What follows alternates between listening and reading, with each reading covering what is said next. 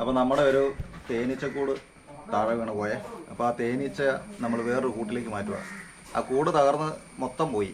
ഇനി നമ്മൾ എങ്ങനെയാണ് ആ കൂട് മാറ്റുന്നത് എന്നുള്ളത് കാണിച്ചു തരാം കേട്ടോ. അതിന് വേണ്ടിയിട്ട് ഞാൻ ഒരു കൂട് റെഡിയാക്കിയിട്ടുണ്ട്.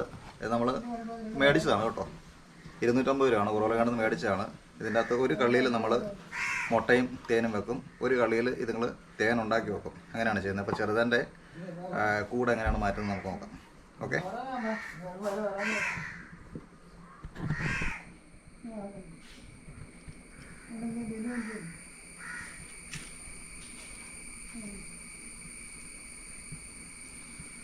ഇതാണ് നമ്മുടെ തേനീച്ച കുഞ്ഞുങ്ങൾ വിരിഞ്ഞു വരുന്ന ആ ഒരു ഭാഗമാണ് ഈ കാണുന്നത്. നമുക്കിതെടുത്ത് ഇങ്ങോട്ട് വെക്കുകയാണ് ചെയ്യുന്നത്.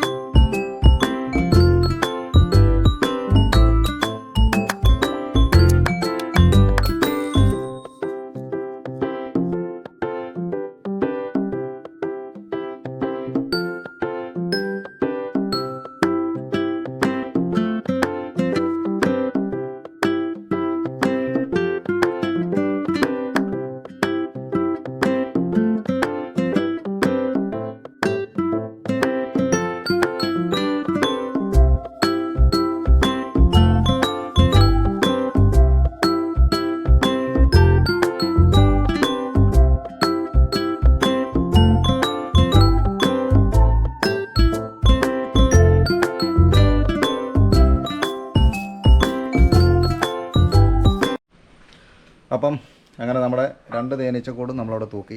ഒരെണ്ണത്തിൻ്റെ അകത്ത് തേനീച്ചുണ്ട്, ഒരെണ്ണം നമ്മൾ വെറുതെ ഇട്ട് വെച്ചിരിക്കുകയാണ്. അതിൻ്റെ അകത്ത് കുറേ അതിൻ്റെ തേൻ്റെ ആ ഒരു മെഴുക് സംഭവമൊക്കെ അതിൻ്റെ അകത്ത് വെച്ചിട്ട് നമ്മളവിടെ തൂക്കിയിട്ടുണ്ട്. അതിൻ്റെ അകത്ത് കയറിക്കോളൂന്നാണ് ഞാൻ ചോദിച്ചപ്പം പലരും എന്നോട് പറഞ്ഞത്.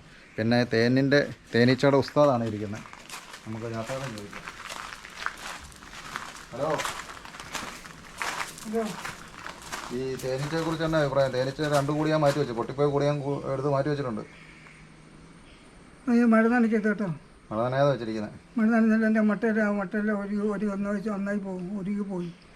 മഴയത്ത് വെച്ചിട്ടില്ല. അപ്പോൾ പുള്ളിക്ക് വയ്യ കേട്ടോ, യാത്രയ്ക്ക് വയ്യാത്തതുകൊണ്ടാണേ. അപ്പം നമുക്കിനി അടുത്ത വീഡിയോ വീണ്ടും കാണാം. അതുവരേക്കും ബൈ ബൈ. നമുക്ക്